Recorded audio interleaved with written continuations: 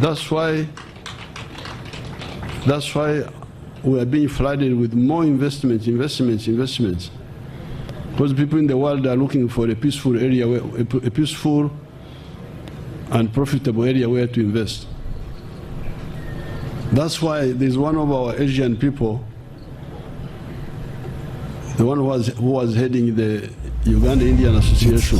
But that's it. We didn't know exactly what the problem was on the ground. There is no pretending about the effect of this thing. There's no pretending about it. Nobody should. It's a problem. It's balanced. This is not the stage at which you start planning to tax a commodity like coffee, especially from down there. It's intellectually engaging. The Constitution provides that the land must be registered under the customer tenure system, which is one of those that's recognized by the Constitution. Ground Zero Season 2, live and syndicated on your public and national broadcaster, UBC, inspiring Uganda. Welcome to Ground Zero Season 2, a show that brings you in-depth discussion ranging from politics, health, finance, sports, and so much more. Ground Zero Season 2.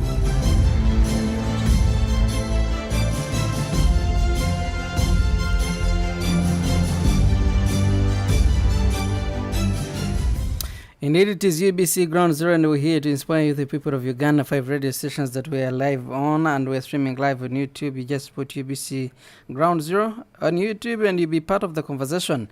Ampaire, Amon, Buteega is my name, and a privilege and honor to be joining you this morning. And also, I have a big privilege and honor to have a very special team of guests in the studios of UBC who are going to be educating, inspiring, and also informing us this edition of UBC Ground Zero. As Uganda approaches the final stretch of the 2026-2031 and not 2021-2026 manifesto, period. We are only talking about a few months to the end of that term, and it is very important that for us as citizens of this country and as stakeholders, we take a look and stock of what has been achieved and what remains unfinished and what really lies ahead. The manifesto under the theme securing your future, I don't know how that has really worked out for you, and which made somehow ambitious promises ranging from creating jobs, wealth, improving education, healthcare, and also water access, especially to our brothers and sisters in the villages and also in the entire parts of this country, and also looking at industrialization, infrastructure development, and one significant area. This is fighting corruption, which has remained one of the things that water down most of the achievements that we have realized as a country. And but beyond those promises, also Ugandans were asking which priorities will shape the government's focus or the ruling party's NRM manifesto in the remaining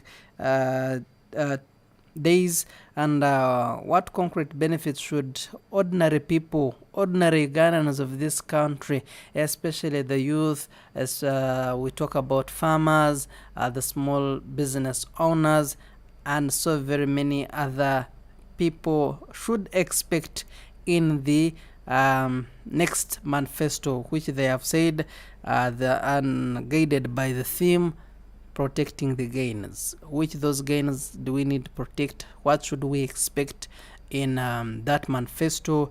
And to help us unpack these questions, we are joined by this distinguished panel, and this includes Magezi Chirinju, is the communications officer coming from Government Citizen Interaction Center.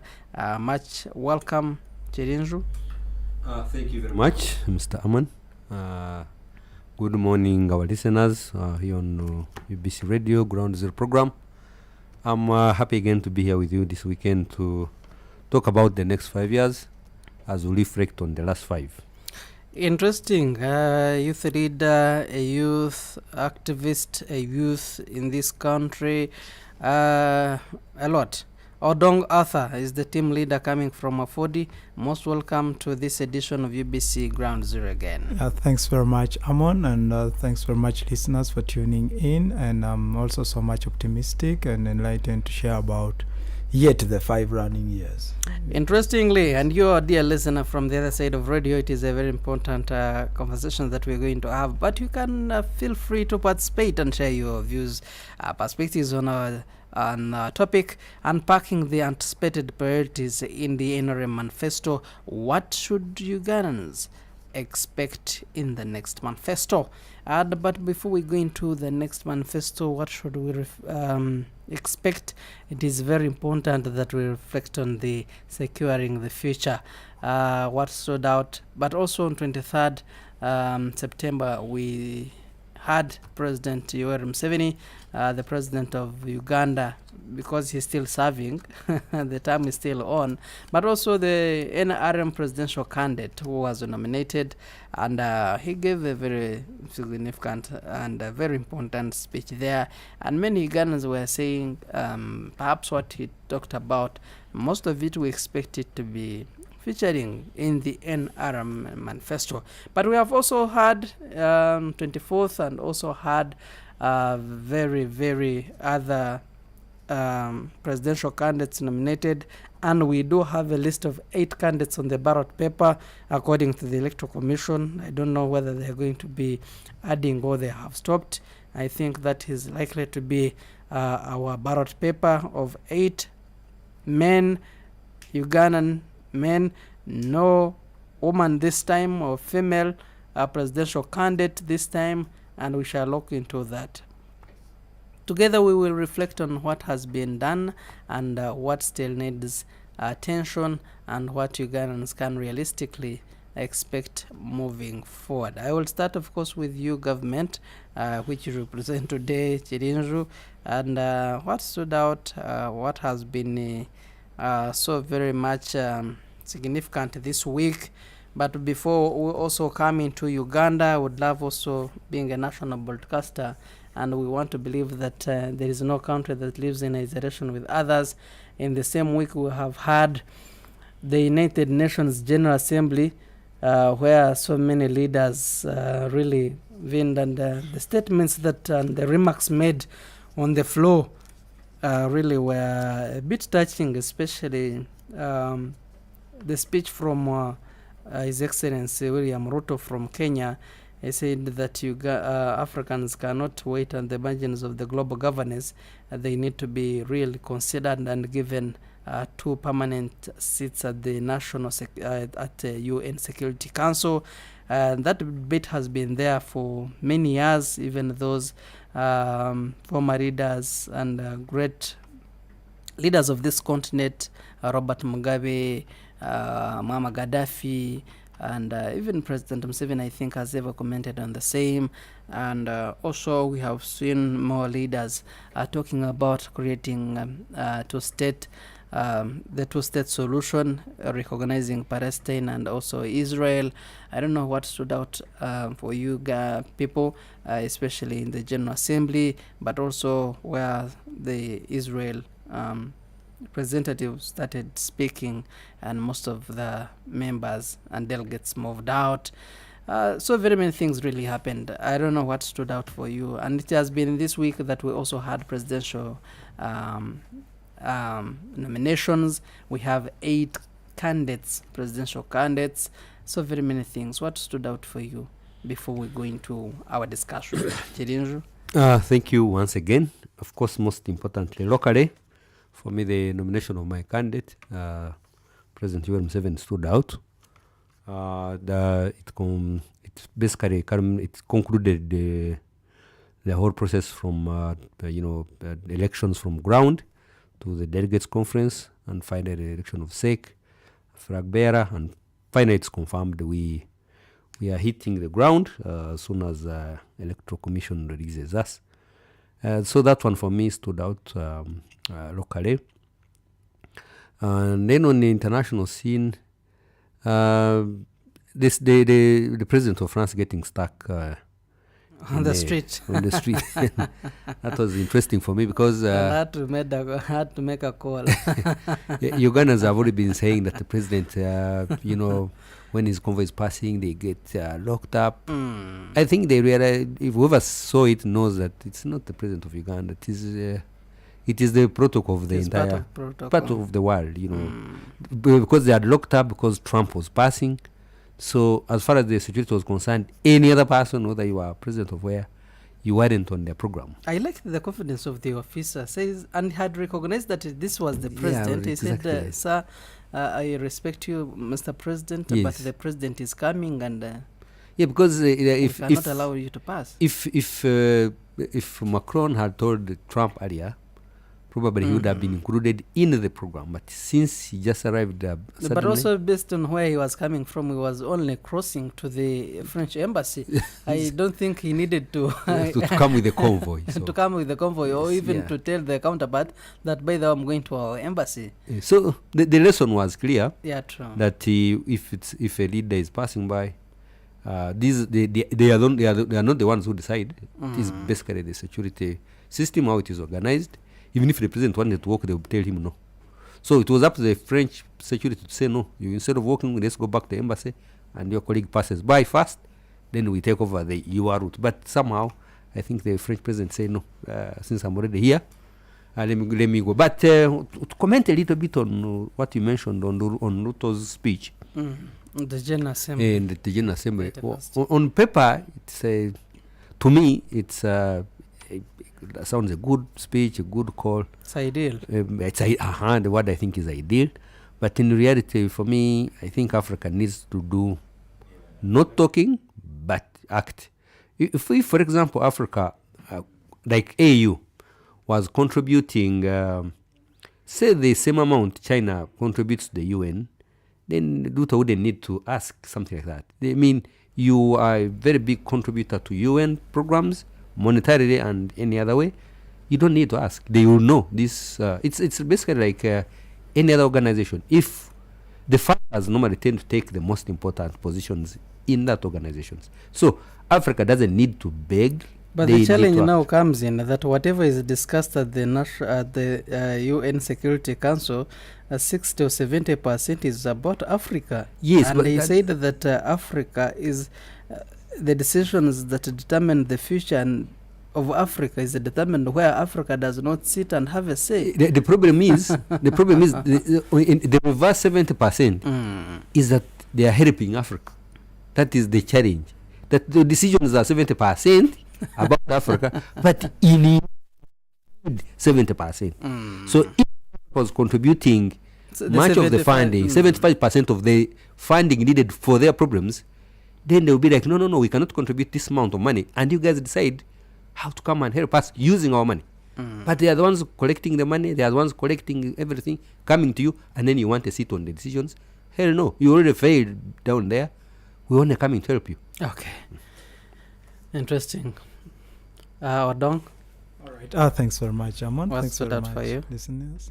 Yeah, definitely what stood out for me locally is the nominations, the dramas that did happen, trying to fall around, seeing that this time around no independent candidate goes on the ballot, and then the drama and the processes that were happening at the Electoral Commission, that to some point let us try to question some of the systems that they were trying to use to verify this entire thing, and then back and forth here and there, basically the entire political drama that did happen. And then the chaos, to me at some point is the chaos, because I most times operate on that ginger highway, and sometimes we were so much observant of the chaos that was happening, commencing from I think the NRM voting of the SEC and the likes, that entire traffic line, looking how the citizen are literally so much absorbed into politics that some point are so much taken up by the political environment on the nomination days and the likes.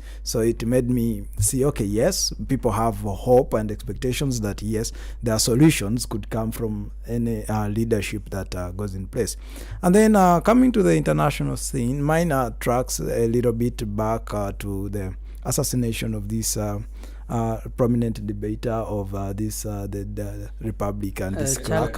Yeah, and at some point it communicates to us that yes, even if you have a platform to communicate, some point I so much like tolerance, but some point also we realize that our words could be offensive in a way, because if you track back to the entire motivation of this young boy to act that funny, so the Charlie Clark assassination, that was really something that had a lot of trigger to more so of a person who is into the philosophical space, that you had some other people's philosophical understanding and reasoning is something important.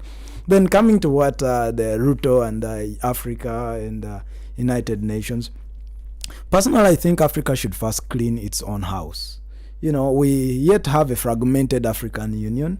To some point, Africa, at some point I'm offended when African leaders try to seek sympathy on a larger domain, yet they fail to clean where they have more powers to fix.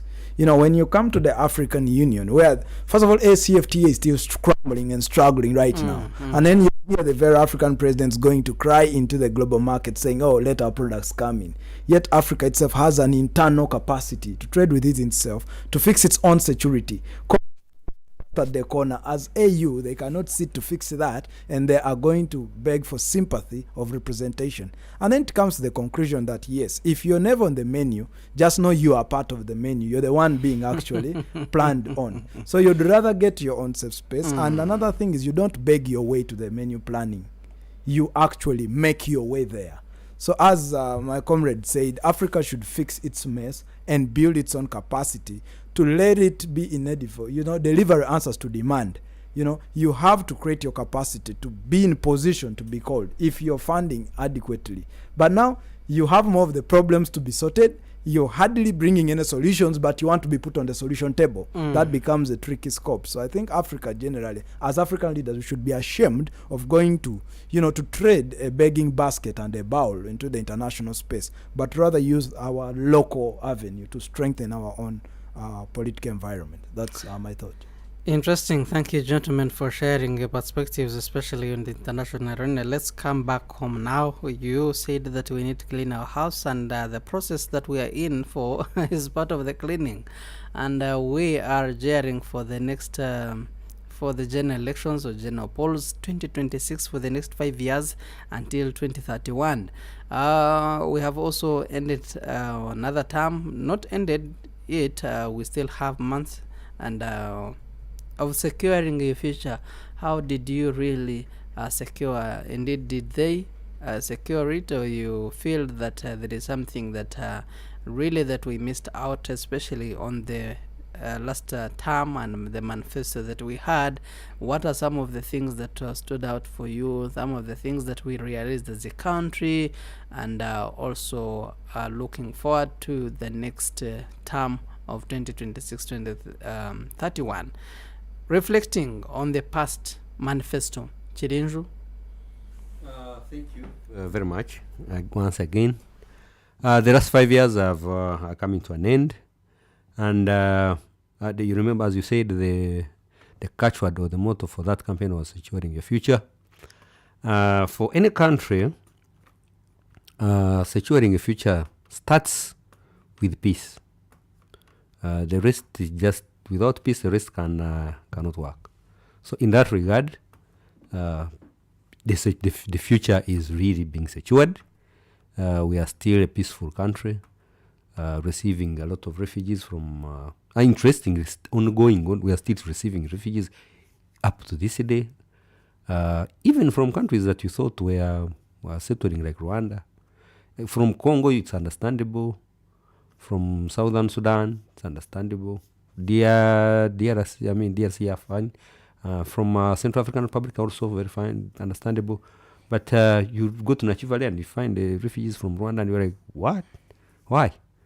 So when it comes to peace, we are doing well. When the future is secured, and the next 5 years, you don't see anyone who could come and disorganize that. So the future is really secured on that ground.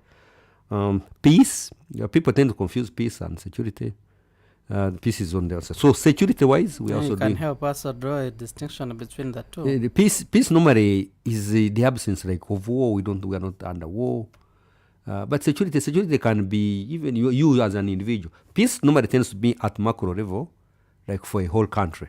Is Uganda peaceful? Yes. Okay. Is security at the 99, 100%? That may not be no, because some of the people who disorganize the security are ourselves. We are the ones murdering our neighbors. We are the ones creating the gangs. So that is now the part of security. Where is a person in security? Okay, largely yes. Though we still have a few thugs here and there. Police has been strengthening on a constant basis. The last time I checked, they also wanted to recruit more, because I think the ratio of police to the Ugandans is still a bit low if you consider international standards. So even at security level, we are secured. Some areas you don't even hear any murders. Actually, what is disorganized most of our security here is fights over land, largely. Fights over land, that's where you get, that criminality cropping in so much. When you come to the international scene, Uganda is continuing to, shine at international scene. Even in sports, we are doing very well. We hosted the CHAN here recently alongside our sisters Kenya and Tanzania. That put us on the map in this Chisanja, securing our future. Now to leap into another football, we in the next term, as part of leaping into the the higher middle income, but on the football side, on the sports side, we are going to host a CAF in 2027 next year, I think. Yeah. So you can see we are moving forward. We're not moving backwards. Economically, as the president was saying, even when I just entered in here, the economy, the GDP leaped from 33 billion to 34 billion to 66. That's double. That's double in 5 years. Many countries develop at a slow pace, but that's a phenomenal, movement. Then also, the last time I was reading a record there from Mr. Todong, the chairperson, the NRM chairman, the NRM secretary chairperson, around 3.3 trillion has been transferred to over 10,000 parishes in Uganda, which has benefited around close to 3 million Ugandans. And I think by the end of the next year it will be around 4 trillion. So even on the economic side, this fight against household poverty is moving forward. Literacy levels are going up because of UPE. Normally, UPE has been a subject to a lot of criticism. But look, it had to start and then be improved, and which is being done. The education sector, remember, changed the curriculum also in this very term. So we are no longer teaching. Samuel Baker discovered Lake Victoria, yet there were Baganda here already and Basoga on the other side. So we are the Uganda is changing. We are moving to the next level, the ICT based level. Be digging, hanging trees to pass electric wires. No, we are now using masts and smartphones. Our rural people now are on WhatsApp. We are no longer lining up to make a call to Rukunjiri or Arua. No, your grandmother can now go on WhatsApp. She may struggle, but she will get a neighbor to help and then see you have sent her a message. So we are moving. We are moving very fast.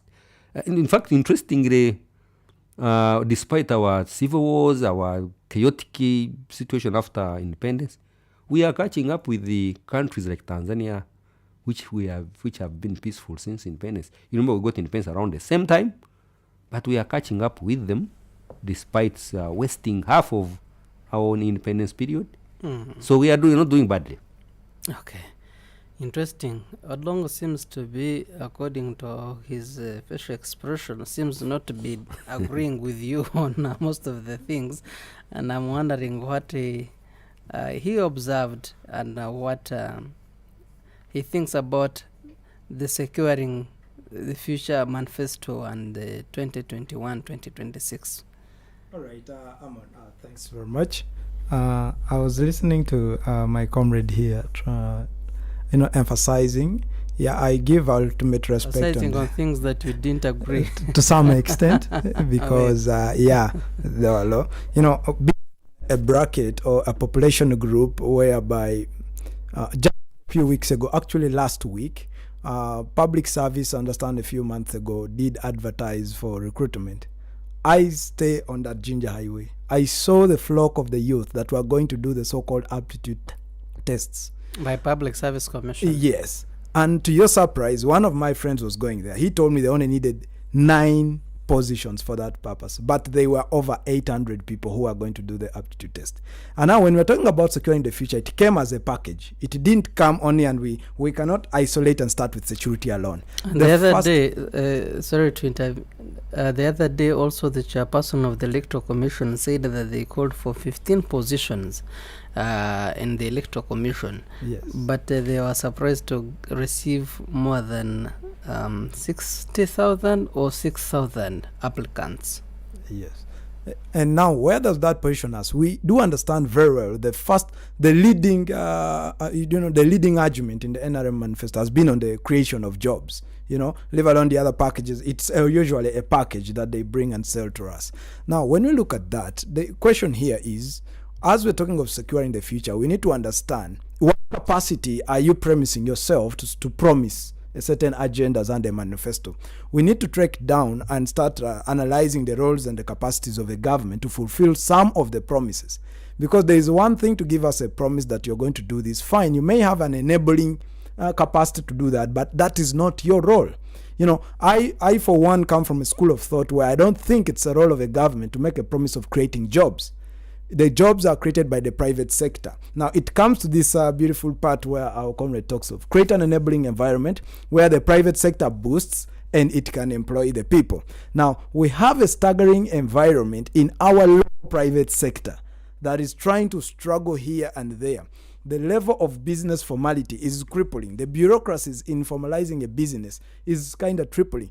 When we are playing on the paperwork, it's very good to read these things. Some of us are experiencing this thing from the reality ground. You're in the reality space that, yes, you are told it's very easy to start a business, register it, and get done. As a young person, if you're not making a certain revenue, you're not taxed. You will get this on paper.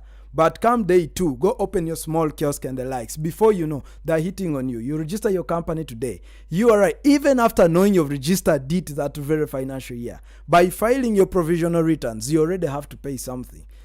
When we come into these other things, the promises that are made in the document are not really upheld that much. And where does this leave us? It leaves a mismatch between promises on paper and reality. And I have a feeling the communications that end to the final part of the leading government and the likes may be miscommunicated in a way that they go with the very manifesto as promised and they say, oh, this is a tick, because there's a report that came that already the target is to achieve 81% by the end of, actually, it was 2024. And then coming from a scope whereby, first of all, the tendering rates went low, and the budgets of these local governments started, cylindering with the PDM coming in. Now, the PDM model that came in with an avenue of raising people into a cash economy from a cashless economy is something that is questionable up to now.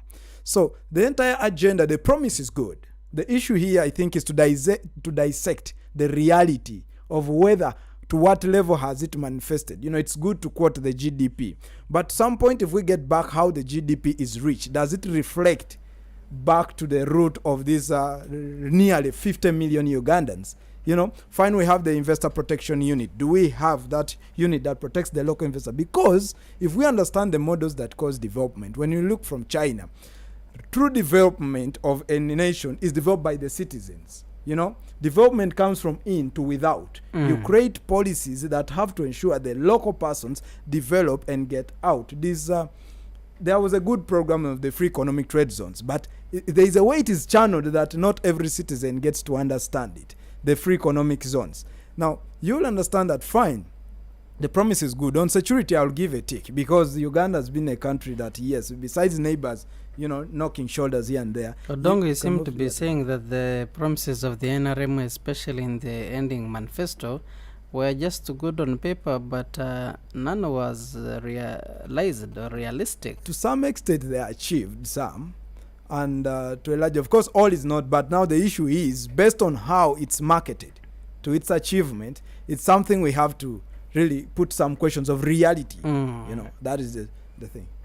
Okay, what are some of the things that you give credit and you say, according to what they promised in 2021, at least you had given a tick on security? What are some of other things that you say, really, I give a credit on A, B, C, D? I'll give a tick largely on security, because in the infrastructure, which most of any that stands to, argue will keep telling you infrastructure and the likes.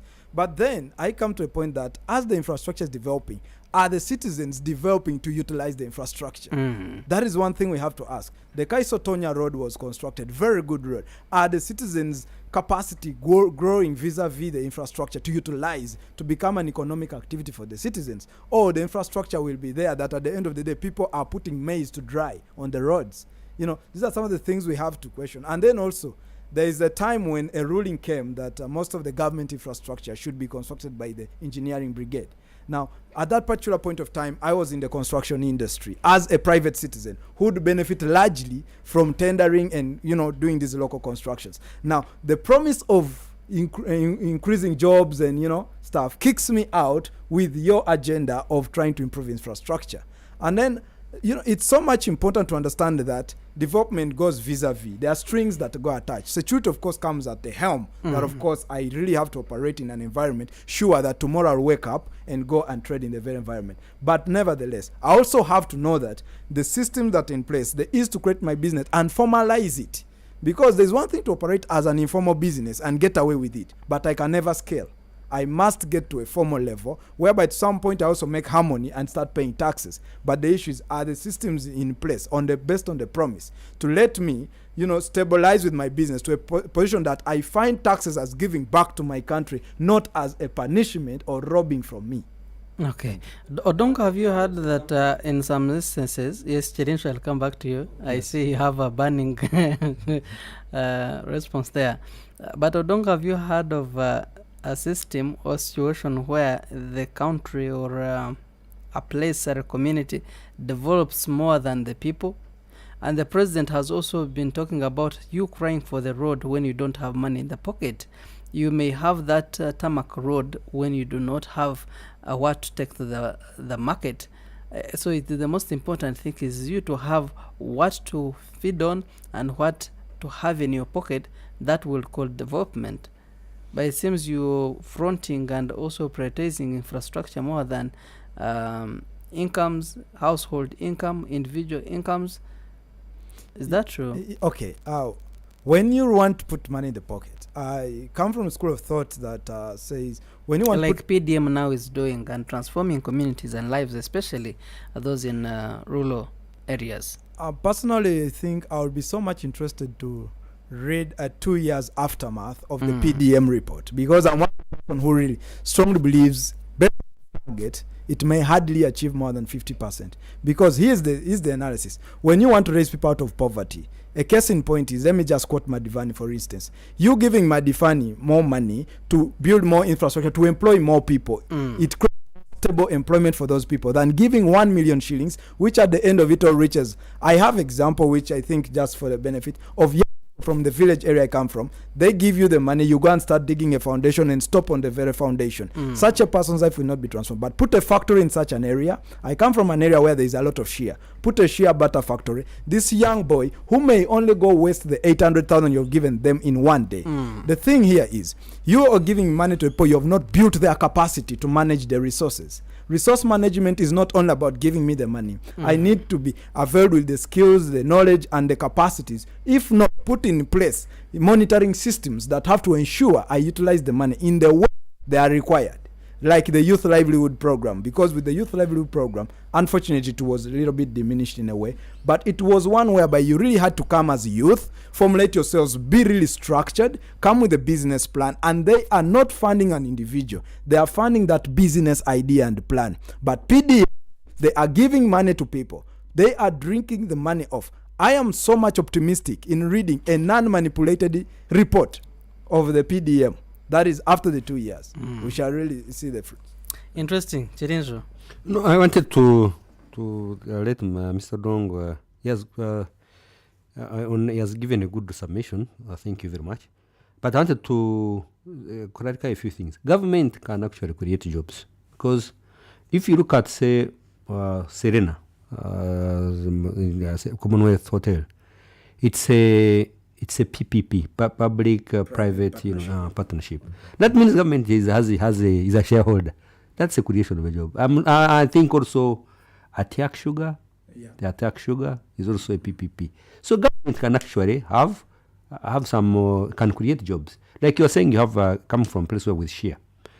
Now, if Frena may be like me here, no, but government can go to that area, find somebody producing, adding value to share. Say, you know what, we would rather, help this person scale the production and packaging. And if the problem is normally we are not, normally government wants to work with people who are formalized.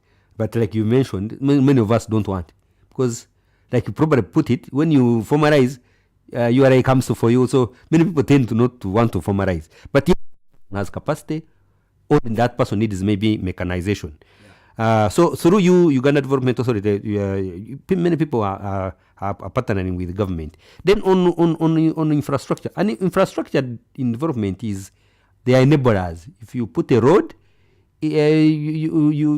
people alongside that road, now they have an opportunity to think through. If I remember one time we went to Amoria. When we were coming back, we were very hungry and we couldn't find, like Namawojoro between Amoria and Imba. And so actually, we're like, but someone should build something here, because we would have branched here and spent our money. Because we were very hungry, I don't think we were even thinking straight.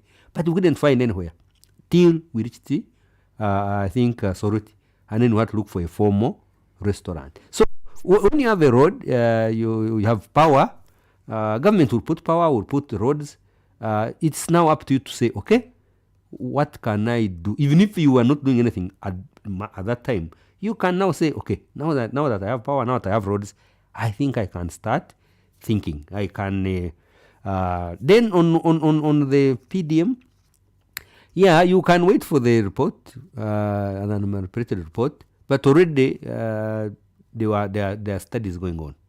Yes, because you see, I remember during the 2008, global problems that befell the world, there was some term they were using, the Americans, called quantitative easing. Mm-hmm. Quantitative easing, one of these CNN people demonstrated it using grasses, because it was a very difficult word for us to understand.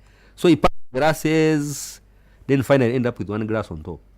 So he poured wine on the top grass. It filled, overflowed, filled the next row, he was just pouring in one grass until all the grasses had what? Had wine.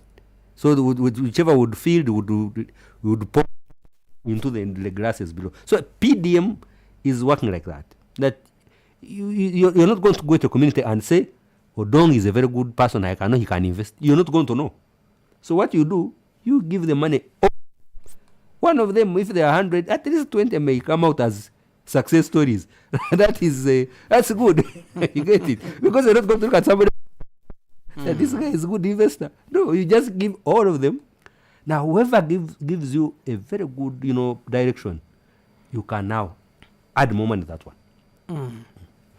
Interesting. Our dear listener, you can as well share your perspectives and views on what do you think about unpacking priorities, especially we are talking about the NRM, or the ruling party manifesto, which has to shape people's perceptions on what kind of the government we are likely to have. Not that they are going to be winning, but being a ruling party and they have been in government, we have had securing the future. Apart from securing the future, now they say protecting the gains. What are those gains that we really need to give attention? I'm taking a very short break, and when I return, I'll be starting from there with your calls and also, but before we go into that, I also want to put just one question. What do you really want to see in the next manifesto? Protecting the gains. What are those gains that Ugandans need to really protect, and also looking at what they have been promising, and what should we really expect? Odong, if you can start, and then Chilinjo before we go into a break. Okay, very well. You know, this the protecting the gains slogan is a progressive slogan from Manifesto, from securing the future. Now there is an assumption that the future is secured. Of course, now when you have it, you need to protect it. So I just go philosophical on it that for you to protect something, then there is what they call, implementation and upholding of the rule of law and the property rights. That is one. My only emphasis here is the only way to protect is, first of all, ensure the rule of law is put fully to practice. And I saw justice was one of the important thing in the previous manifesto. But the only way to really protect gains, I think, is putting in this protecting property rights and people's property. Because in my school of thought is when property, I have my property rights, I can use it the way I want. Basically, I can stake it for collateral and get resources. If I have my property as my intellectual property, I can trade it in a way. So I think Uganda has to really see more, because we have people who are into the creative industry, and their entire property is at risk. It's at exposure. We have my comrade talked very well about WhatsApp. My only reservation about some of these technology platforms is how then are our property rights really upheld there? Our young people are often, leave alone the payment for the views and the followings, but how then do you have a copyright and a patent on your property? So I think the only way to protect the gains, if at all the gains are actually there, is property rights. When there are rights around those gains, basically the thing is to identify the gains that are there and then ensure rights are there to protect these gains. Now, these rights are the ones that are so much upheld under the rule of law, so that if my speech is customized or is protected, I can use it. If my land, because we have had land wrangles as he has cited it out, and yet the biggest premise of a developing economy, leave alone trading in goods and services, the service sector becomes one of the biggest trading element in a developing economy like Uganda. Now, the service sector is very risky in the aspect of the property protection and the rights, because in the service sector, my properties may be my intellect, my properties may be my, let's say, the music I sing, because music is also in sort of a service, because the product in the music is not actually an intangible, but rather it moves. So the property rights have to really be fully put into place to protect the gains for those who have the gains. And those who don't have the gains, I think they have to trickle back to securing and creating the future, because it was securing. The issues was their future anyway. So the issue is to maintain securing for those who have the future, and then protect the gains for those that really have the gains. Thank you. Interesting. For those that secure the future in this term, they're going to protect the gains. For those that missed out, instead of protecting the gains, you're going to be securing the future. That's what they call development. Development is, for example, we cannot all develop at the same time. Because when NRM came to power in '86, people who are not in money economy were almost like 70%. Because the ones who are in the money economy at that time were basically the ones involved in growing tea, in growing cotton, maybe those ones working in the copper factory at that time. The three, you remember the 3 C's and 3 T's? And 3 T's. So the ones who are in the money economy. But now we have at least people above 50% in the money economy. People are trading all these markets along routes, district markets. People are really now Because if you look at, for example, mobile money, Airtel money, they are now dealing with almost everyone. So the people in the money economy are what? Are increasing. So if you do not protect the gains of those who have already gotten them, then you are going to develop in a seesaw way. You rose again, then you push these ones up. So what you do, protect these ones who have already gained, then pull the ones who are behind. They join these. If the ones who are already gained have gone up also, then they join the ones who have remained here. Then probably others even bypass. The ones, somebody may come from down there and bypass the ones who have been here for 10 years. So that is how you keep. It's like you have put a foundation on which you keep piling. So the gains that are there are largely a strong foundation for others to climb on. Because at the end of the day, you also can't develop alone. But I like your submission on copyright protections. I think URSB has done a very good job of putting out laws to protect artists. Those days you'd seeing somebody comes and gets your song and manipulates it and sings another one. Even makes more money, maybe because he has a more clout than you. But now he has improved exactly. the product. Yeah, I remember there was a quarrel about Mugatuga Batra song. Some guys were saying they stole that song from us, and they were vulnerable. If you ask them, the ones who are complaining, if you ask them what a copyright means, they have no clue. So if they had put up that small song, they would have just gone to URSB and say, yes, we have not sold much of it, but whoever wants to use it has to come to us. So if you are a big artist and you think you can manipulate this song better, you would have gone to these young boys and then pay them off.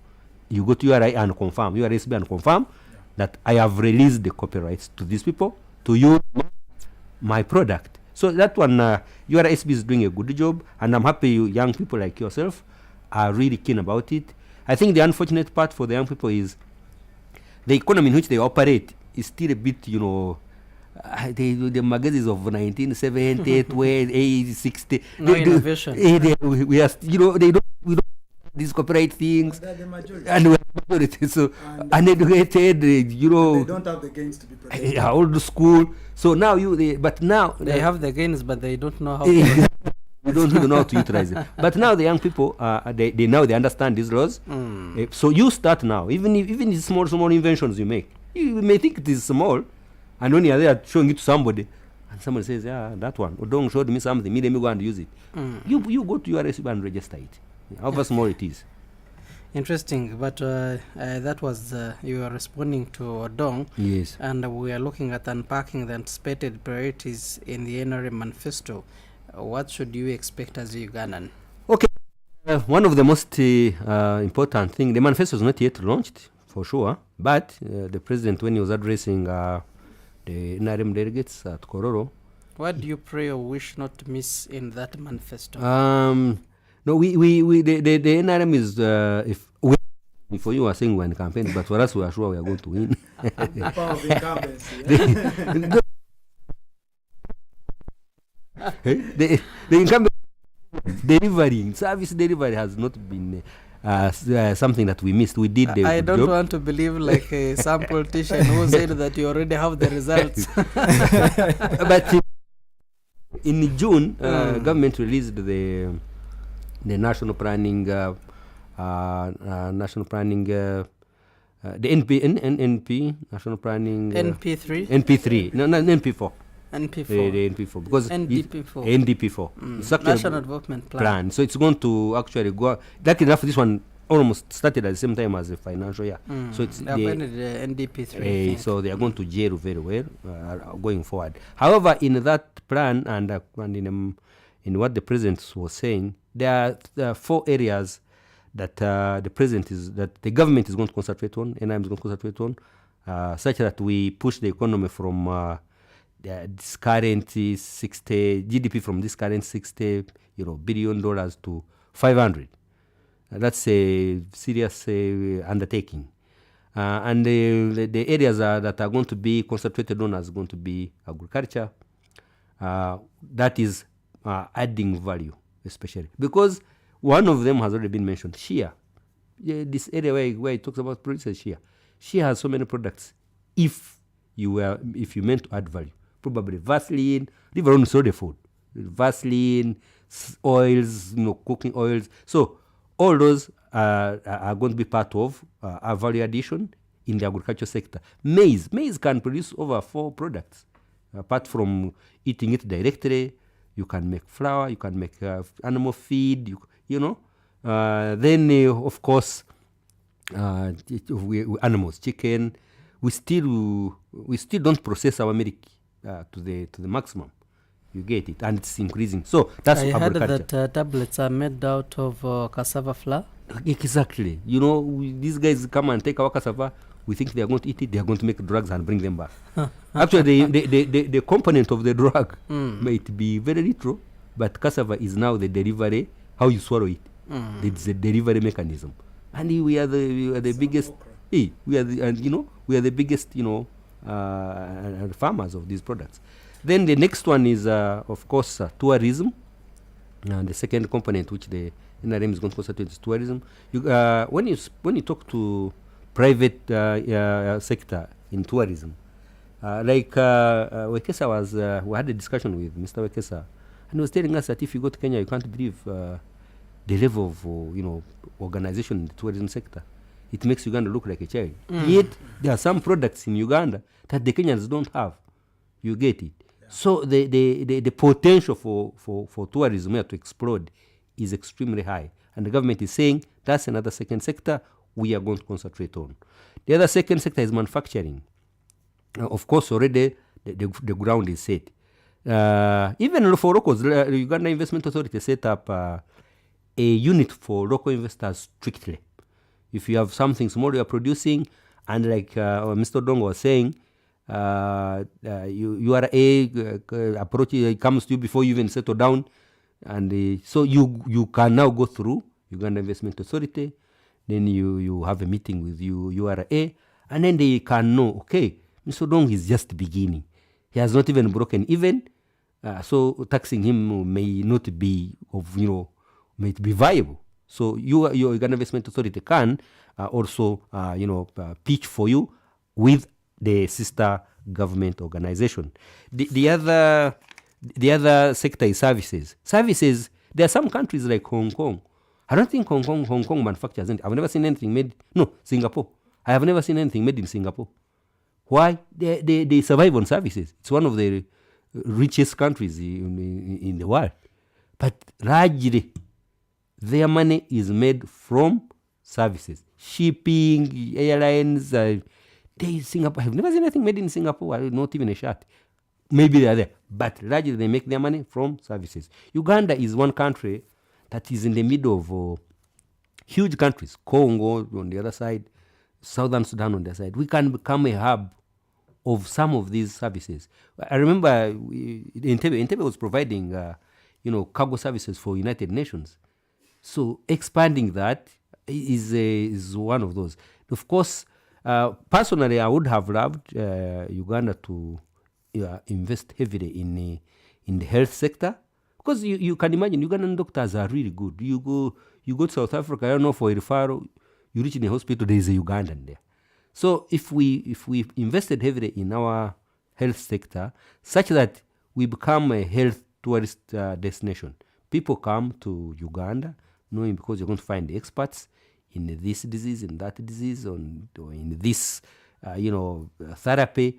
We have potential. We have some of the best universities in terms of producing medical staff. So among the services, I would have rooted for medical, for health, and of course.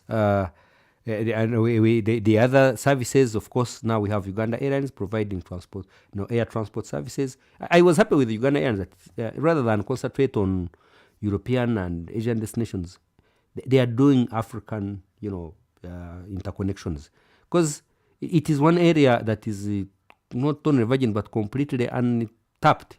You are going to you are flying from Entebbe to say Rwanda in Congo.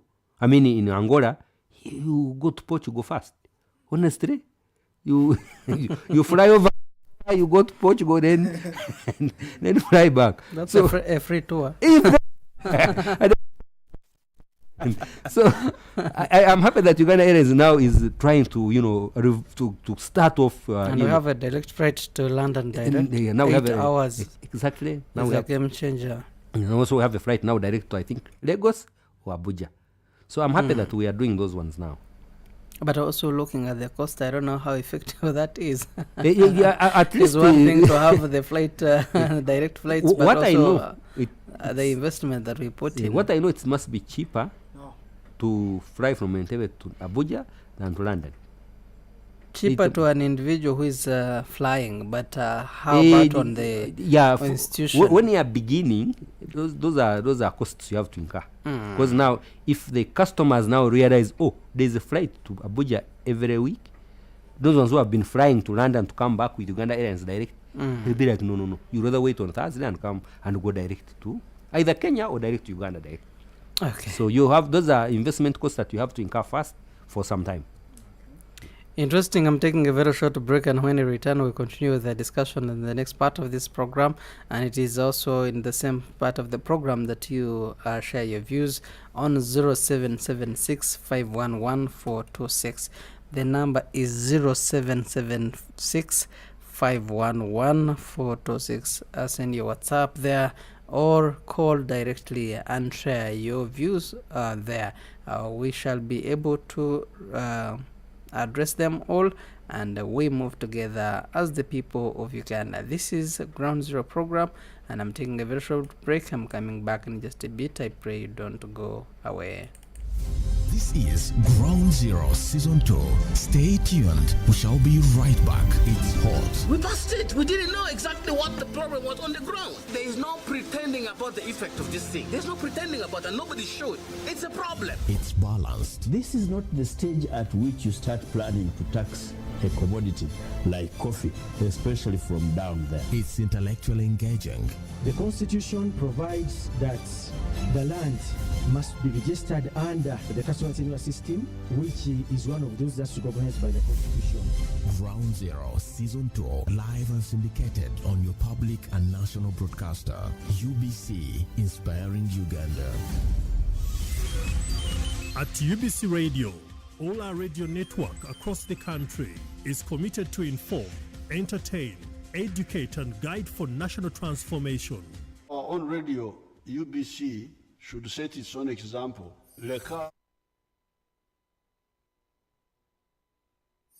UBC Radio 98 FM in Mukono, Huima, Masindi, Masaka, Sironko, Kalangala, and Jinja. UBC says UBC Radio 24/7. Listen to UBC radio shows right here. Welcome back. Ground Zero Season 2 continues.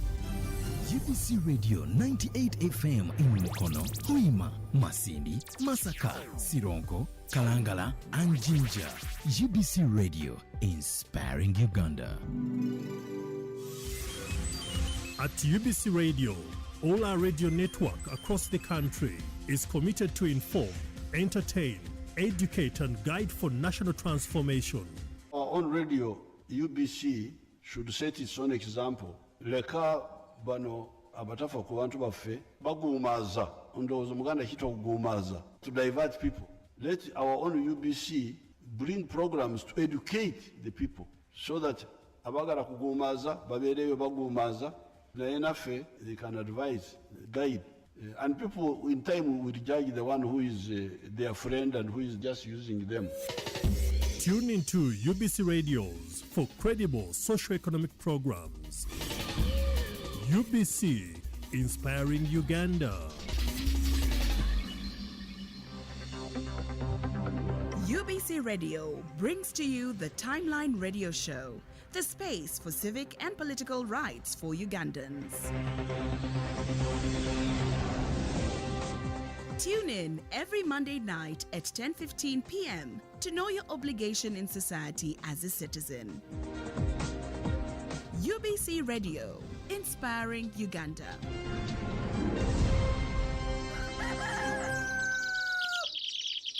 Wake up to sounds and begin your day with positive energy and direction. Be the early bird to catch the warmth. as you listen to the Early Bird Show every morning from 6:30 to 10 a.m. Monday to Friday, only on UBC Radio, inspiring Uganda. 24/7. Listen to UBC radio shows right here, right now. Welcome back. Ground Zero Season 2 continues. Welcome back from that very short break. This is UBC Radios and UBC Ground Zero. We on 5 radio stations that cover this program live. UBC Radio in Kampala on 98.0 FM. In Arua we are 97.4 FM. Lila 99.4 FM. We are also on UBC Butebo Radio. In Kesi in Mbare we are on 96.9 FM. Soroti 98.4 FM. And UBC Western Nile in the heart of Arua City on 98.0 FM. And we're also live on Magic 100 FM. And also streaming live on YouTube. Just put UBC Ground Zero and be part of the conversation. We are also live on Voice of Butebo. And the repeat of this program is always on Sunday from 3 p.m. to 5 p.m. You can always tune in and listen to the repeat. And also Voice of Butebo on Monday same time. It is high time you tell us what you think, unpacking the anticipated priorities in the NRM Manifesto. What should we expect as Ugandans? You're live on radio? Yes, please. You're live on radios. Good morning. Good morning Yes. to you. Your name and where you're calling us from? I'm Milton from Arua. Okay. I really like the program because last time I saw you bringing this interesting story. Thank you, sir. Actually, in my opinion, the issue of these new candidates among these 7, apart from our fellow man, among these 7 people, actually, in my opinion, they just want to come and bring chaos in Uganda because they don't have politics towards in your people to overtake the power. So I really thank you for us. We are ready for NRM. I like your program so much. Let us not invite war in our country. We maintain peace. Thank you very much. Thank you so very much, and the people of Arua City and also West Nile. We love you so very much and all the parts of this country. You're welcome. We are ready to wait for Mzee to come at our place. We will die with that man apart from so no one. All we right. don't want a problem in our place. Okay. Thank you so very much. A very big statement there. We shall die with that man. What kind of support? I love that. You're live on radio. Yes, Amon. You're also live from Buteega here. We are enjoying the show. Thank you so very much. By name, I'm Juma. Okay. I think I'm going to talk about one aspect of it, corruption. What do you expect in the NRM Manifesto? Yeah, it is among the manifesto. It's going to fight now corruption, as he said. I pick one. I cannot follow all the 10. This is the very one which has been trending from the beginning of taking power by Yoweri Museveni till now. It's like corruption has nowhere to go. If he may pass it this time around, well and good. How best the strategy laid to fight this corrupt government official? Or even if there is a privatization, or maybe the private sector, they are also corrupt. They have also corruption or corrupt people. How best can government fight it better? Besides the 6 times, it has never ended. You get. So why am I saying so? I'm crying about the service delivery. For me, as Jim, I want when I go to government hospital, a doctor has prescribed for me the medicine. If it is a Panadol, I need to get it from there. Again, why these medical persons are referring me to go to a private clinic? Or even you can just see from a look, this is a small outlet of medication. What made me to go to government hospital? To get the service I deserve. And instead they refer me to go to a clinic which is under private person issue planning. So I'm giving it as an example. That doesn't mean that I always go to government hospital. So when I want to go to school, I need to get teachers are busy and serious are waiting for either pupil or students to be taught in class. But when you go there, These teachers are taking long in staff rooms. What are they staffing? They're taking long in dining. What are they discussing at the dining? Or what the food is not yet finished? I need to get good quality education as a citizen of this country. Over 40 years, Mr. Musisi. There are some of these things. Lack of monetization by your team. Procurement and assessment for these services are always being done in each and every financial year. But the feedbacks are not feeding us well. Instead, it's negative. I want to bring my goods from maybe to Kampala. My vehicles are getting stuck on the way just because of a pothole. My Sokabuzova is off-road. How will the people of Kampala get service in time? I have to sleep on the road. Government is responsible for that. Maintenance of those road status deserve adequate financial support. Chairman LC1, never be at the office only for waiting for those who are coming for land issues, land title. You are running to sign and put your stamp and you. But people are crying for services, mobilization for the health. Let me say, distribution of nets, mosquito nets. You find chairman has got some engagement somewhere. Which engagement? They are purchasing land somewhere there. Okay. So when you plan for the chairman, else let them start getting, if it is 150 per month, away from 10,000 per month, let it be, such that we can get their services when they are at their offices. I thank you so much, Amon.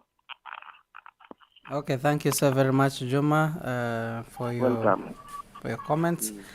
0776511426 is the number you can reach out and share your comments, share your questions, share your views, and they shall be addressed in our program. Some responses and feedback coming from other listeners there. Thank you, Amon, for the program. Last time you had a program on local councils. I do expect government to increase salaries of the local councils because they are the ones responsible for supervising and monitoring government programs. But if they are not paid, and how do you expect them to supervise and monitor trillions of projects when they have slept hungry in their homes? Okay, thank you so very much. I thank you for the topic. I think NRM this time they need to come to the ground and assure the people of Uganda that they're doing. PDM is a good initiative. How I wish they add more money, and with it they will be transforming so many lives and communities. I am Jimmy. Thank you for the program. What progress can you point as evident in that NRM is delivering on its manifesto promises so far? Securing the future, but have we secured the future? Okay, I wish you put your names and where you're listening in from. I'm listening in from Soluti. Thank you for the program. We are live and clear. Continue educating the country. Thank you. And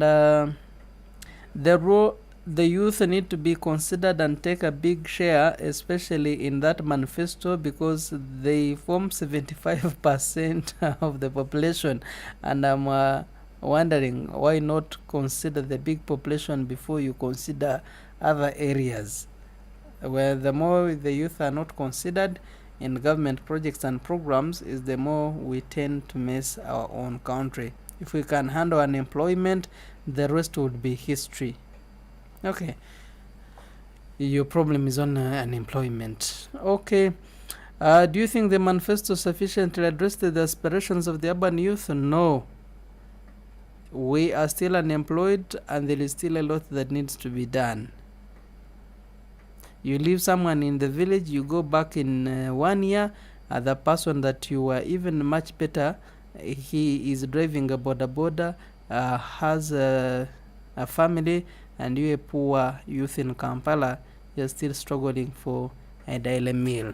There is a lot that we need to do to sustain and protect the gains. Okay, Allow me go back to the studios for my guests to be able to address some of these concerns where they say that many young people say that government programs like partial development model isn't really reaching them. I don't know how that's possible with it. What gaps do you see in how these initiatives are implemented as we continue our discussion, unpacking the priorities that we expect in the NRM Manifesto, because it is the ruling government. Chirinju, then. Thank you. I think this person missing on the PDM money is not registering where he lives or where she lives, because you don't go to the district and say I'm a youth and I stay here and I want PDM money. You must be part of the parish. It's called the parish development model. Not personal development model. It's a parish development. So you must be a member of that parish. The parish must confirm that they know you. Okay. So if you are not showing up in their books, you are missing out. The one who talked about urban youth not being sidelined. That's but the Kampala alone has about probably 5 presidential skilling hubs. Okay. They are being skilled to be part of the money economy. So where is that person? You're there? Then Meriton Arua, thank you very much for being a good supporter. Juma from Buteega. That he will die with your president. No, he will die with NRM. So that's an extension of what is. So thank you, Mr. That's the one vote already counted. Plus yours. Plus mine, yeah. Because you started. I hope don't worry also. Yes. So you ready? Then Juma, corruption. I don't think there's. I don't know that there's any country that has eliminated corruption completely. Corruption is like a cancer which you keep fighting until until God comes back. Because even remember, the first recorded case of corruption was when Judas Iscariot ate money to give out to Jesus. That's a first recorded case of corruption. So you can imagine it was also there in heaven. So it is not something that you just say today. Even God failed to say today, let there be no corruption. He left it with us to deal with it at the human level. So we shall keep fighting it. Now the problem also with with corruption, when you have figured it how to fight it in this way, there is a technological development that takes it to another one. Today, most of these corrupt people use software. It's in cloud. Now you have already trained policemen and corruption people in fighting it in the paper. Then all of a sudden there is a change of technology. Now you have got to take those very, very people again to train them in the new method of the thieves. So that's why it keeps changing shape. It mutates. It has become a serious mutant. So mutants they disturb humans. You have got to train people to adjust to. So corruption is the fight is on. It won't stop. A few casualties will be found, and then when you break it back, at least you can let it crawl but not run. So we shall keep fighting. Then on the money for roads, Mr. Juma, actually infrastructure budget was increased in the budget with that 2025-26. So the roads, the president, you remember, was insisting, please, we need our roads done, and those which are having issues, we need them repaired. But largely for now, Uganda doesn't have terrible roads. Even the Ginger road that was, Ginger Kampala road that was not in good shape is being done. And so there is a lot of reconstruction going on and construction of fresh ones. Then local council salaries, I think last week, the other week when we had Chitata, Mr. Amon, I think he talked about it, how they have already, they are lobbying, that is standing for MP. So I hope he goes through and goes to Parliament and presents it to the House. So that the local councils are paid well. Some, I think some of them don't even get paid at all. So I hope they the registration goes through, and then they get paid better, such that they can be good supervisors of service delivery. I agree really that it is difficult for a person who is hungry to go and supervise those eating. It's very difficult. So the resource councils get remunerated such that they can catch some of these thieves. In fact, part of the corruption problem is this one. You send a hungry person, grab people who are eating their service delivery money. She won't manage, because a hungry head cannot be in a good shape to do a good job. So I agree that they need to have these local councils where at least given something that can give them confidence to approach our thieves, or not even thieves, even those who are delivering well, that they can guide them. The one who was saying the future is not being delivered, that one really he should know the future is being delivered, because if you have peace, you have security, that is room for you to think and figure out what to do with your life. Now, then you can now use some of these government programs, Emioga, PDM. I don't know how old that person was, youth livelihood as well. So one of these really he fits. PDM does not discriminate. It is parish, whether you are a youth, married, unmarried, as long as you are part of that youth. Then, of course, someone was saying that the youth are not, we should cater for the youth in the program. Like I said, there are programs here, the priority sectors that NIM is going to deal with in the next 5 years: agriculture, tourism, manufacturing, and services. All these are youth, because look at tourism, for example. It has so many components that, tour guides. I mean, a tour guide is largely youth. You must be able to have that energy to drive a car, to move around the park and show tourists where you are. Even when you come to agriculture, most of the value addition is coming from younger people. When you go manufacturing, if you have factories, you need younger people. You don't need old men. So 5 sectors that are being prioritized by NRM are going to have the youth as majority staff, or even supervisors. So the youth are largely embedded in all these 4 sectors by just being youth. Because now, as a 70-year-old man really may not drive tourists. Tourists be like, apana, tunatuka. So, but when they say a young, energetic man, they'll be like, no, I think we are in good hands. So, most of these priority sectors of NRM, they are largely targeting youth. Okay, Adong. Okay, thanks very much. I like the submission and the concerns. First and foremost, from my own personal perspective, I'm one person who hardly want to ask myself, what will the government do for me? But I always want to ask myself, what will I do for my nation? That is the larger part, because I saw most of the questions is living on a government of handouts, not rather a government of actually creating a system for enabling people. Now, to start the Nelson Arora said something important that other contestants were like jokers and the likes. But then again, that is the beauty of democracy. With democracy, there are institutions that are put in place that has to vet. That's why Electoral Commission did not actually chase them from picking the nominations; they had to accept them. Now that's the beauty that comes with democracy, or the harm that comes with it. That you will have 100 fools letting actually lead over the 20 wise people. That's democracy. So Nelson, that's democracy. Take your personal initiative and support your own cause.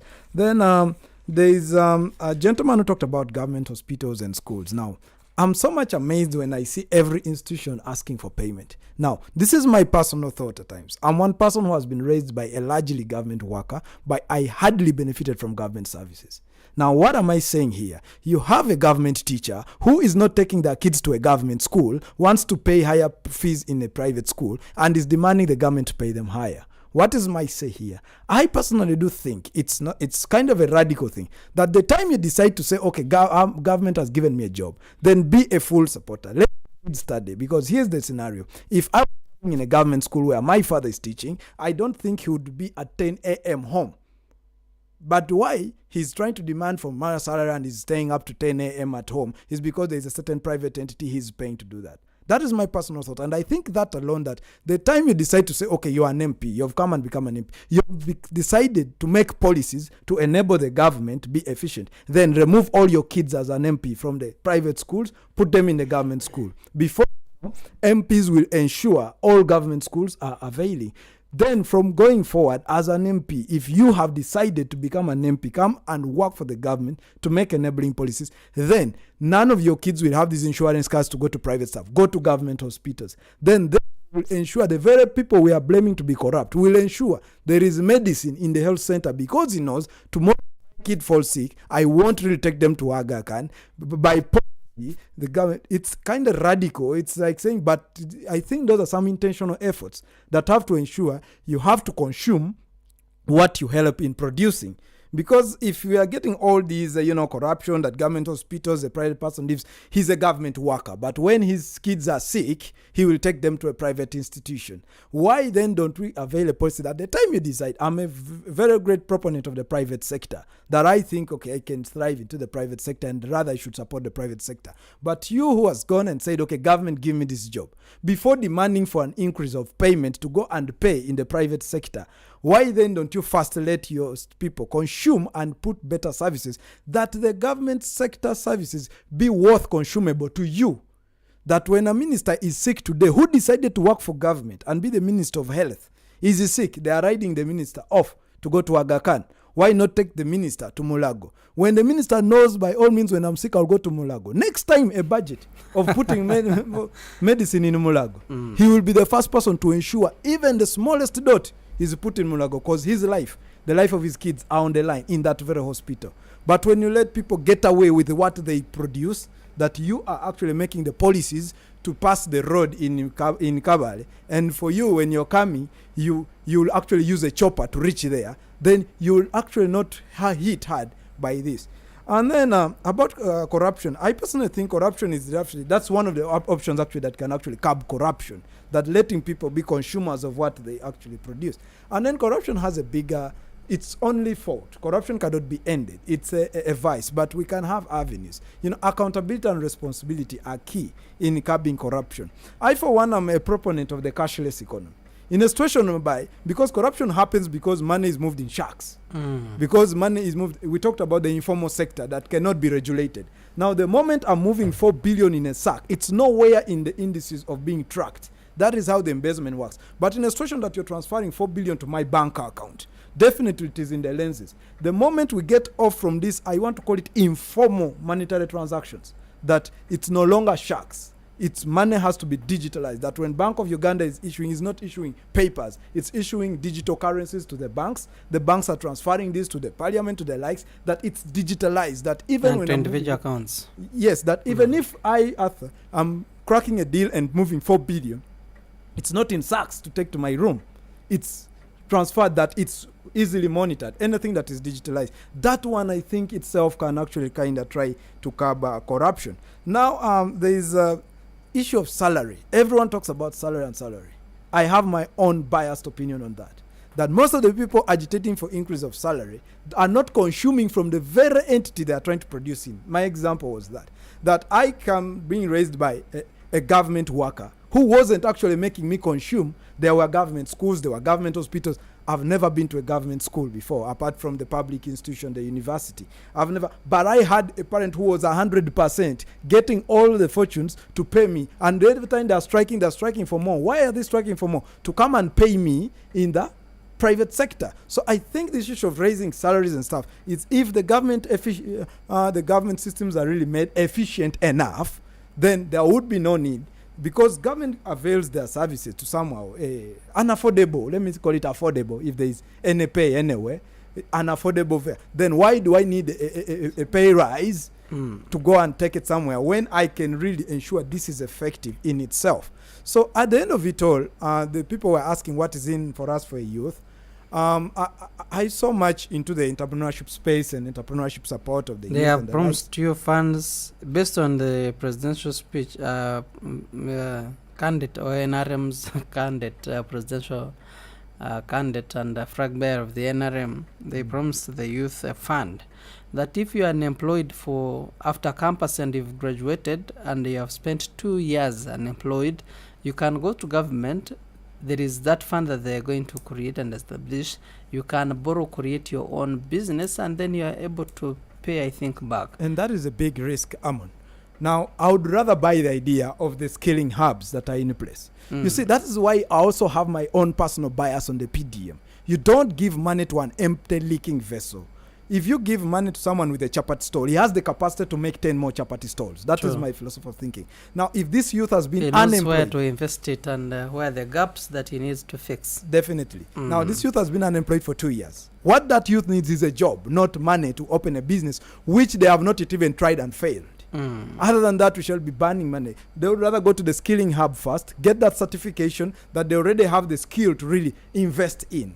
You know, when you're investing, you don't invest into an empty vessel. In the investment space, most times an investor does not want you to make risk with their money. You must make the risk yourself. So I am, for one, I'm so much, kind of taken off when we are in an institution whereby the government is raising people with an expectation of dependency, and it becomes a welfare state that now everyone is asking what is in there for us, the youth, and it's not actually what opportunities there for me to contribute to really making this thing realistic. When I see the National Development Plan, when I'm reading the budget, most times I'm reading and seeing which district has an opportunity that I can really tap into and contribute to that. And in contributing to that, I'm also earning. But they're asking, what are you giving out? They are handouts. So I'm one of the person who is not so much in a welfare state. Only creates dependence, and dependence do not create independent institutions and states. That is the problem. Thank you. Interesting. Chirinjo. Most ordinary Ugandans, as they call it here in central Uganda, they seem not to be getting what government is assuring them. How can they see tangible benefits from the Manifesto programs? Thank you very much. Before I come to that, I wanted to add something on what Mr. Dong was saying. On education. I remember we had an argument with friends. One of us was saying the government is not doing enough to regulate private sector education institutions. They are charging so much. How can they, nursery school child pay 1.5 million? So I was asking him, what is your child doing in a private school if you pay 1.5? Why don't you take a child to a government school paying maybe about 400,000? Because the reason why government cannot come to regulate, you people voluntarily go to private schools. But also there is quality. Exactly. I mean, if that's what you consider quality, fine. But the government cannot go there. Why don't you first improve the quality in government schools? No, because we are in the free market economy. Let me ask you. It is more attractive than if you have been push. If you have been following UPE, the Uganda Primary Living Examinations, P7 level, PRE. How has even senior 4? How has been, for example, Buganda Road been performing? How has been Chitante performing? Talk of Pakwel, those schools that are up there. Zero. The best person is getting 3rd grade. But you see, at the end, you shall compare Chitante with Aga Khan. So sometimes, but I agree with him that and sub-county schools with the private schools, those in the villages, how they are performing. So they go, because these private people, they go borrow money and they are charging because they're even providing a better service. They are providing because they are paying back banks, largely. So, but also they have to pay their teachers to remove them from government schools, really. And they're teaching the same syllabus. Like Odong was saying, it's not that the government schools are teaching badly. Probably teachers are absent. Because it's the teachers who are taken to private school to teach the same syllabus. But that is one. And then on democracy, also I wanted to compliment Odong for answering the other gentleman, that the existence of what he called jokers is part of the manifestation of a growing democracy. And some of them sometimes win. Look at the last parliament. We had so many people who would ordinarily not qualify to be MPs, in terms of not legally because they have the papers, but in terms of debate level and But because it's a democratic dispensation, all you do is to win. That's it. The rest, you can go to parliament and sleep and never be heard. As long as you had, you won. So that's democracy. I mean, in the big, Trump wouldn't even make it out of these elections. But in the 2000s, he comes on top. Things have changed. The Gen Z don't care whether you are, as long as you appeal to them. But back to the local person, how he's going to benefit. Let me give an example, say, of tourism. When you have increased numbers of tourists coming to, say, Ajai, like Ajai in Arua is going to, Uganda, the Minister of Tourism is going to transfer, because remember we have been having these animals in at Ziwa, the rhinos, which had disappeared from Uganda. So Uganda has managed to restore rhinos in Uganda. So now Ziwa has 50 now, which have become too many. So now Uganda, the ministry is going to transfer some to Ajai. Actually, Ajai was a game reserve, but now it has been, upgraded to a national park. So now anybody going to see rhinos in Ajai, in Arua, is going to need where to sleep, where to eat, and some souvenirs to buy. As if he's from Germany, to go back to Europe and say, I was in Uganda, but in Arua in particular. And I remember this year around May, we toured the Machon Falls. So when we were having a small chat with the local people, we were telling them, you are selling us shirts saying Kampala. Why? Why don't you, print a shirt saying, I have been to Machon? Localize them. So that when I take it, I know. Promote your local content. So that when I buy from you, partly my attachment is the shirt says I was in Machon. But now you're selling me a shirt saying River Nile. We are here in the Bunyoro side. So that's part of how the local people will benefit. When you have something big near you, also put a service there. We have oil in Western Uganda. You organize yourself as a service provider. You get it. Now, when you come to this other, say, manufacturing, ginger. Yesterday, the president launched Chira Motors, which is going to be producing vehicles. I mean, if I'm a local person around Kamuri, because it's on Kamuri Road and you travel some good distance. I forget the town where I branch off. If I was coming from that small town and I had a plot there with a family plot, I would start thinking of a hotel or a hostel or even a good bar. Because the staff from Chira Motors may want where to go. Instead of driving to Jinja, let them find what they want from Jinja there. Because in Jinja, he would have to drive maybe 20 minutes. But when he's coming from the factory of that town, it's less than 5 minutes. Because when you branch off, 5 minutes you're already at the factory. So why should these people drive to Jinja to get services when there's a town there with electricity? So now it comes to now being organized. Have a nice hotel there, have a nice bar there. These staff of Chira Motors are not going to go anywhere. Of course, now though that is at there are also services. If you have a hospital, it will need cleaners. It also need people to supply. I mean, the patients who come around, they will need to, have hotels within to eat, and as they have their patients in hospitals. You come to agriculture.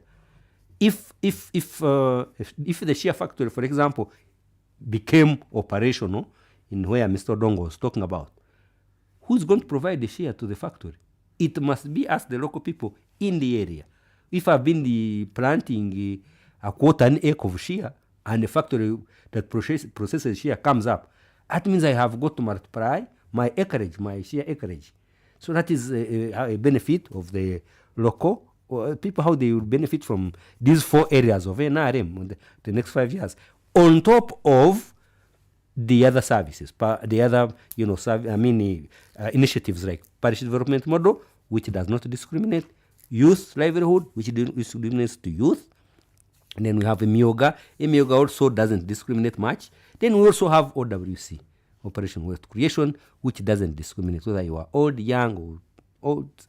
So the options are there. And of course, now government, of course, is also making it easier for both local and international investors to invest, providing, land through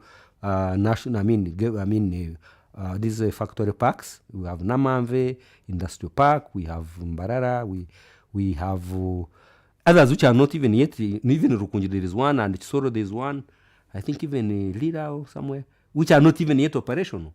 So the government is really putting enablers. We have, the power is there, electricity, roads are being done, students are coming out from university, those who can do largely administrative work, but industrial hubs are also producing skilled labor for these factories, or people who can start their own things. You can start your own welding shop, or you can join Chira Motors as a welder. Actually, welders in Chira Motors are even highly advanced. So if government gave you the first lessons of welding, when you come out and start something in Kato, you can increase your expertise in welding. Okay. Yes. Interesting. Odong, according to Chirenjo's views and submissions, he seems to be saying that the opportunities are there. The government has done its part. According to the NDP3, now we're into DP4. According to the manifesto of the NRM, ruling party and government, according to the budgets that we have had, financial year, the last financial year, even the current financial year, it seems the government has done their part, but Ugandans are not positioning themselves to benefit from these projects and programs. What is your take on that? Thanks very much, Amon. I like how my fellow comrade really brought it. He makes a perfect definition of how these things are good on paper and hardly realized in practically, because the entire beautiful explanation of go to the hub, learn welding, go to Kira Motors, it's really a very good, beautiful roller coaster journey that is brought in well. Though now this is again the mistake comes in when he makes it become a welfare state again. If you can, okay. Yes, the problem comes in when he explains it more and he positions it as a welfare state, trying to put government as a big solution provider or through handouts to the people, which will keep the people vulnerable in a way. If government is not providing scalable solutions, it makes it tricky for such solutions to really manifest. Now, what are scalable solutions? If you're talking of a cleaner in a hospital, as a government, have you enabled systems to ensure that every worker, even a cleaner, has a contract, that maybe such a contract can secure? You talked of... Just a second, if you can give me 1 second. You're live on radio? Yes, Amon. Juma in seconds. Respect for all institutions. Let me say IGG releases a report about those who have embezzled government funds. But why the action are not being taken appropriately within that very... Because this is of pushing things for investigation, now you're in a new term. Okay. You get it. So we need, the report has been released. Chuma has embezzled money either for PDA, PDA parity development model fund. With immediate effect, you remove Chuma from where he is, first detaining at either Lozira. There is a corruption, something between DPP, IGG, and the anti-corruption unit. They are not doing well. Okay. Now, no one could ask me, Juma, what did you do in order to give maybe your constituency or your area where you are staying a favor such that government can help you? No, we need those ones who were designed for that specific offices to function. Okay. There's like the offices are not functioning. That's why we are asking those questions. Thank you. Thank you, Juma. sir. Okay. There is 2 callers that have been I wanted to give them a chance, but it's okay. You can continue, Odong. Yeah, I like how Juma brings it. Though, again, Juma takes us to what we started with, that there is what they call protocol in place. When we get the scenario of the president of France, not that the French embassy is next to you and you're in another country and you just cross over. You know, things will not work as to how Juma wants. Because Juma may want, when an allegation is made, they pick up the stuff, but there is protocol in place. So there is also the rule of law that functions, that there's an assumption of innocence until proven guilty, all those things. So we have to respect them, though the only thing is, it does not really work out of our impulses, the way we say. Personally, I may also have issues of saying, okay, this report and this was released, but why is... but there is understanding that protocol. And that's one thing that I'll come in lastly, that actually as citizens, other than saying government give us this, as an individual, I want to applaud the citizens to understand how things work. That when you're entering into this so-called work and the stuff, you have to understand how contract things work and the likes. Because we're talking of the presidential hubs, we're talking of the Uganda Investment Authority, we're talking about all these entire things. You'll hardly find any of these young people knowing how maybe the opportunities in the Uganda Industrial Research, Institute are working, and they're asking for handouts. So basically, knowing how things work is also key. I would actually employ Ugandans to learn beyond the scholarly knowledge. That is one thing. So going back to what my comrade shared, I had a problem with trying to position a welfare state. I, for one, am one person who agitates that as much as people think they can live at the expense of the government, people should know that the government lives at the expense of everybody. Because without people, there is no government. But now there's an assumption of people that without government, there are no people. Because without taxes, because government has only 4 major revenues of resources. The government taxes people, which is from the people. Government, of course, does print money, which is actually a risky avenue because there is inflation and the likes that do happen. And then actually another worse option is government borrows money. Those are the larger resource envelopes of the government. Now, as much as people think they can live at the expense of the government, they should be conscious that the government lives at the expense of everybody. Now, as we are trying to agitate for this so-called welfare institution, the way Juma is trying, my only recommendation is maybe in it, as it is pushed for, there should be scalable solutions. That when you're rolling out a program, you'd rather be smart in knowing if this program works in Jinja, can it be scaled to Gulu? If it works in Gulu, can it be scaled to this other place? That in its way would make the sense. The truth of the matter is, reading the budget and the likes, it's truthful. There is allocation of funds, allocation of resources. Now, my only problem with maybe the local person, as my comrade said here, is they are waiting for handouts, Comrade Amon. That is the only big problem. And that is why I'm breaking the faith that if you're counting on handouts, handouts cannot really raise us out. Look at these enabling opportunities and environments. An enabling environment is not all about until maybe the 10,000 reaches in your pocket. Mm-hmm. But as is the enabling environment that before entering an agreement, you have a contract that is protecting your security. That's the security in the future actually agitate largely through rule of law and property rights. That even when I'm sweeping a compound in Madivani, have they given me a 5 years contract? Person they can blow away tomorrow and go off. So my future is not secured. So I think those enabling environments that some are not tangible, those aspects of the rule of law, aspects of creating systems and avenues that it's easier for URSB to enable these informal mamambogas to come into a system to scale so that they also start supplying Serena Hotel. Not only to supply Serena Hotels through me, Arthur, who already has a formal institution, and being a middleman, I'm benefiting all incentives, and the mamamboga will continue crying. I like the aspect when he talked of they investing in agriculture. But as an individual, I so much think that export-led investment is actually disastrous for the society.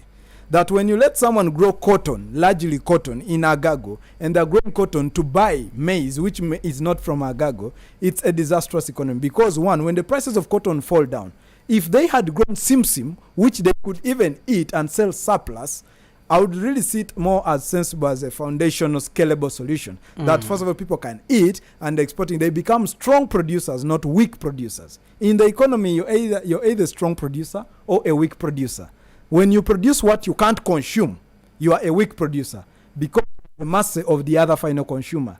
The day the one buying the cotton says, oh no, I'm buying it on 200 shillings, you won't really do anything with it. Now, as we are seeing these solutions, are we positioning Ugandans to be both strong and weak service providers, or weak service providers? Are we making them be strong and weak traders of goods, or weak ones? That is where, as we are availing these entire solutions and giving examples of welding and the likes, is he a strong welder or is a weak welder in the economy?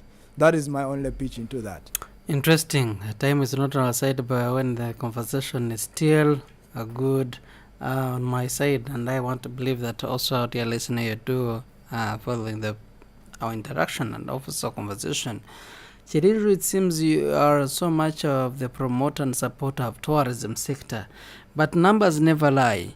And I've seen and heard that agriculture is the backbone of our economy, and one wonders why don't we give it the lion's share, especially when it comes to our budget. According to the statistics, they show that just in the last financial year, agriculture contributed to 24.67% of our GDP. And looking at the tourism that you're promoting, it only contributed 3.2%. And you can see the difference. Why don't we so much invest in agriculture, which is touching so many communities, sectors, transforming communities, and most of the Ugandans are so much interested and investing so much into agriculture? One, Mr. Amon, there is something you need to understand in terms of, you can have a product that is capital intensive, but producing little profit. Like today, I mean, it took, say, Mercedes-Benz. But every time we invest, we look at the returns. Yeah, that's the point I'm making. That if you look at Mercedes-Benz, it could have taken it over 100 years to become a global brand, or Toyota. But it took Facebook less than 10 years. Because of the nature of either the customer or the times. So agriculture, the reason why on paper you see it has contributed a lot, but the returns are so minimal. People are still engaged in what the president used to call Chidachong. So they sell little. But now what the president has decided to do is, okay, since much of our people are still in agriculture, rather than dissuade them completely, let's invest in value addition in the very sector, such that you don't have a person whose work is just produce milk only. Let the milk begin, let it become, global yogurt, So that's what the president has decided, that, since much of our population is still agriculture, that's by the president got problems with coffee, trying to convince Ugandans that, look, Odong has explained it very well. If you're not taking coffee yourselves, then producing it for another customer might crash at some point. So the president was like, look, let's not just produce coffee and send it away like that. Let's process it into some of the things we can use ourselves. That when the prices are low, we are producing perfume out of it, shaves, until the prices stabilize again. But now with tourism is extremely high value. You can have 3 tourists come to Uganda here for a week, and they live here more money than 10 farmers. and 3 weeks only. Your farmers, the guys waiting for 3 months to harvest, but 3 weeks you have already collected more money from 3 people than the entire parish. But how much have you invested? Yeah, that's the problem, that the tourism sector hasn't been pumped in a lot of money, and that is because also the national basket. I think last financial year they had about 280 something billion. But when you look at what the ministry normally puts into the budget to be considered for, is normally higher. But because the national budget is smaller, and like you said, agriculture still has more people involved. So sometimes you be like, because by the time you drag all those people in that sector to tourism, it takes time and they will be in bad shape. So keep the people in the agriculture sector improving as you improve this sector where you want them to be. Your parting shots and way forward, gentlemen. My parting shots. One, I want to thank you very much for inviting me. Thank you for inviting Mr. Dong, a young man who has more stake in this country than many of us. So for him, when he makes a complaint, we have to listen as a party. What makes him have more stake than? This is he happens to be in that age bracket. that demographic. That's about 70% of the country. So when he makes a complaint, you as a party, you listen. You're like, okay. You know, he belongs to the 75. You know, and the president, I think, will be in Luwero on Monday as the campaigns kick off. It's the same Monday when they're launching the manifesto. I think so. On 29th. Yeah, 29th. So we are hitting the field with our president, with our candidate. He's both the president of the party and the president of the country, and our flag bearer. So we are going to be up campaigning for him. We want to get this time around above 70%. The last 4 elections we have been averaging around 60%. This time we want to go to above 70. What makes you think that you will? Because we have delivered really. You have secured the future. We have secured the future. We are protecting the game, and we are setting to jump into the high. But that people didn't notice. We are now no longer the least developed country. We are now in the low high income, which has been achieved in the last 5 years. The middle state. Otherwise, thank you very much. Interesting. Godong, your parting shots? Okay. Mine personally, I would be so much ambitious to read every manifesto of the candidates, because even as a ruling government, there's always what they call a government in waiting. So those are the oppositions and the likes, and most times also I think it is wise for the government to read the manifestos of the others, so that they are like watchdogs, so that you do it, so that they don't do to the contrary. And then another thing is, personally, I think I would applaud you to ensure not only to look at the youth, as so-called special interest groups, but rather that people have to be challenged and, scope up and contribute to the economy and the likes.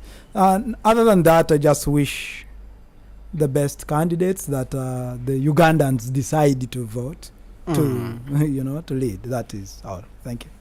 That brings us to the end of our conversation. Thank you, Dong, for making time to come through. Is coming from Afodi, and also Majis Chirinju is coming from Government Citizen Interaction Center. And to our dear listener, it was great having you. The repeat of this program is always on Sunday from 3 to 5 p.m. That is on UBC Radio 98.0 FM, and also on Monday on Voice of One Bujo same time. For God and my country, I'm Amon Buteega. Allow me to sign out. That was Ground Zero Season 2, a production of Uganda Broadcasting Corporation, UBC, inspiring Uganda. It's hot. We passed it. We didn't know exactly what the problem was on the ground. There is no pretending about the effect of this thing. There's no pretending about it. Nobody should. It's a problem. It's balanced. This is not the stage at which you start planning to tax a commodity like coffee, especially from down there. It's intellectually engaging. The Constitution provides that the land must be registered under the custodial system, which is one of those that's recognized by the Constitution. Ground Zero Season 2, live and syndicated on your public and national broadcaster, UBC, inspiring Uganda. UBC Radio 98 FM in Mukono, Hoima, Masindi, Masaka, Sironko, Kalangala, and Jinja. UBC Radio, inspiring Uganda. At UBC Radio, all our radio network across the country is committed to inform, entertain, educate, and guide for national transformation. On radio, UBC should set its own example. Leka bano abatafa ku bantu baffe bagumaza ndowooza muganda kita okugumaza to divert people. Let our own UBC bring programs to educate the people so that abagala kugumaza babeereyo bagumaza naye naffe they can advise, guide And people in time will judge the one who is their friend and who is just using them. Tune into UBC radios for credible socio-economic programs. UBC, inspiring Uganda. UBC Radio brings to you the Timeline Radio Show, the space for civic and political rights for Ugandans.